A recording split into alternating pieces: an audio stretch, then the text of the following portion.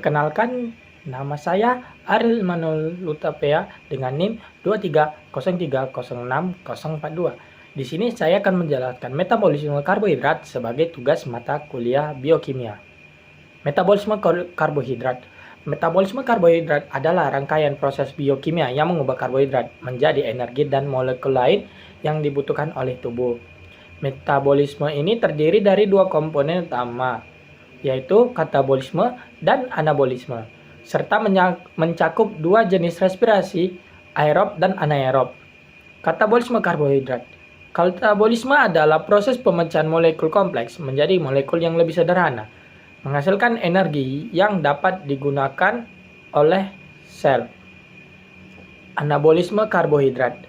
Anabolisme adalah proses pembentukan molekul kompleks dari molekul yang lebih sederhana, biasanya memerlukan energi. Respirasi aerob. Respirasi aerob adalah proses metabolisme yang menggunakan oksigen untuk menghasilkan energi dari karbohidrat. Respirasi aerob melibatkan beberapa langkah utama, yaitu 1. Glikolisis, 2. Siklus Krebs, 3. Transfer elektron. Selanjutnya kita akan membahas glikolisis. Glikolisis adalah proses metabolisme yang terjadi di sitoplasma sel, di mana glukosa dipecah menjadi dua molekul asam pirufat. Ini adalah tahap pertama dari respirasi seluler dan tidak memerlukan oksigen anaerobik. Berikut adalah tahapan dan hasil dari glikolisis. Proses glikolisis menghasilkan glukosa C6H12O6.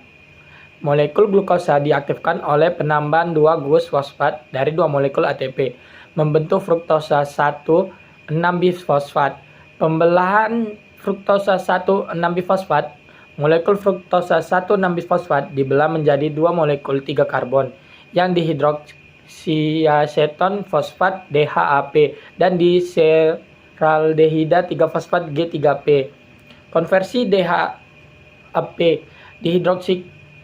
dihidroksiaseton fosfat diubah menjadi gliseraldehida 3-fosfat, sehingga ada 2 molekul G3P yang siap masuk ke tahap berikutnya, pembentukan asam pirufat. Setiap G3P melalui serangkaian reaksi yang menghasilkan NADH dan ATP, akhirnya membentukkan asam pirufat. Peran asam pirufat dalam metabolisme selanjutnya.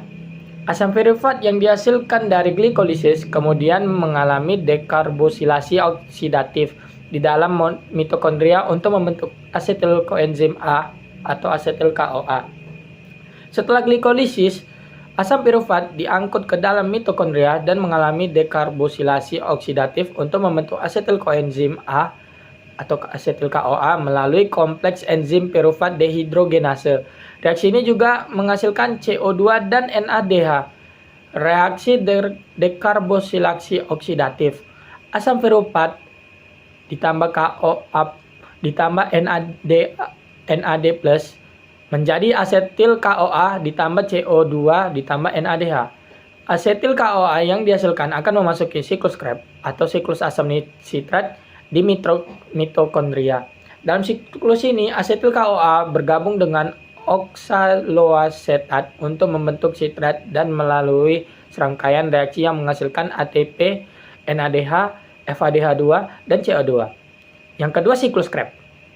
Siklus Krebs juga dikenal sebagai siklus asam sitrat, adalah rangkaian reaksi biokimia yang terjadi di dalam mitokondria sel eukarioti. Siklus ini merupakan bagian penting dari respirasi seluler, di mana energi dari molekul makanan diubah menjadi ATP atau adenosin trifosfat yang digunakan oleh sel untuk berbagai fungsi metabolik.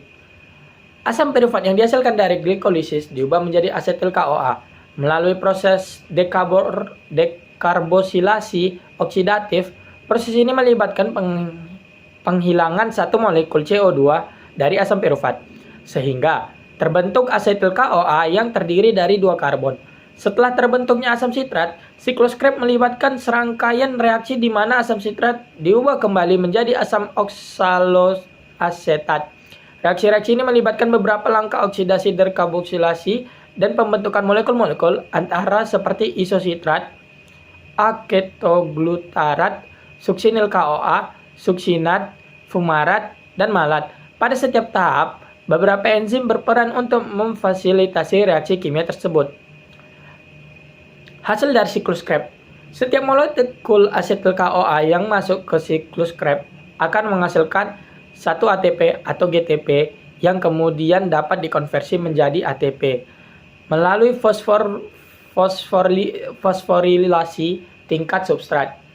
3 NADH dan 1 FADH2 yang kemudian digunakan dalam transport elektron untuk menghasilkan ATP tambahan. 2 CO2 yang dilepaskan sebagai produk sampingan. Total hasil dari 2 molekul asetil CoA ialah, karena setiap glukosa menghasilkan 2 molekul asetil CoA, maka total dari hasil 2 putaran siklus Krebs untuk 2 molekul asetil CoA adalah 2 ATP, 6 NADH, 2 FADH2, dan 4 CO2. Secara keseluruhan, reaksi dari 2 molekul asetil CoA dalam siklus Krebs dapat dirangkum sebagai berikut. 2 asetil CoA ditambah 6H2O ditambah 2 ADP menjadi 4 CO2 ditambah 16H ditambah 2 KOA ditambah 2 ATP. Lanjutnya kita ke transport elektron. 3 transport elektron adalah tahap terakhir dalam respirasi seluler, di mana elektron yang dibawa oleh NADH dan FADH2 dilepaskan dan melalui serangkaian kompleks protein yang terletak di membran dalam mitokondria. Proses ini mengarah pada produksi ATP melalui kemiosimosis, rangkaian transport elektron dan kemiosimosis kemungkinan sel untuk menghasilkan energi yang dibutuhkan dalam bentuk ATP secara efisien. Dalam proses ini, elektron dari NADH dan FADH2 ditransfer melalui serangkaian kompleks protein di membran dalam mitokondria dan akhirnya digunakan untuk memproduksi air. Sementara proton dipompa ke ruang antarmembran untuk membentuk gradien yang mendorong sintesis ATP. Total ATP yang dihasilkan dari satu molekul glukosa dalam respirasi seluler adalah 34 ATP. Lalu selanjutnya, respirasi anaerob. Respirasi anaerob adalah proses metabolisme yang tidak memerlukan oksigen. Untuk menghasilkan energi, proses ini meliputi fermentasi. Karena tidak ada oksigen, pirufat diubah menjadi produk akhir lain seperti laktat dalam fermentasi asam laktat atau etanol dan karbon dioksida dalam fermentasi alkohol. Fermentasi terjadi di sitoplasma dan memungkinkan regenerasi NAD+ yang diperlukan untuk keberlangsungan glikolisis. Sekian dari video penjelasan saya tentang metabolisme karbohidrat. Mohon maaf jika ada salah kata dalam penyebutan, baik yang sengaja atau tidak sengaja.